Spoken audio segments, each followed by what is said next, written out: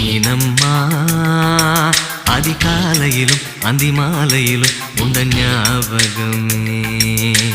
அம்மம்மா முதல் பார்வையிலே சொன்ன வார்த்தையெல்லாம் ஒரு காவியமே.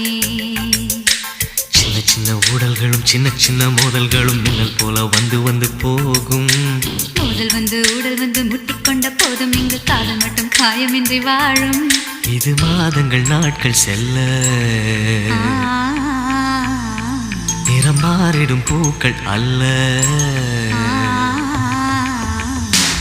மீனம்மா அதிகாலையிலும் அந்தி மாலையிலும் உந்த ஞாபகமே.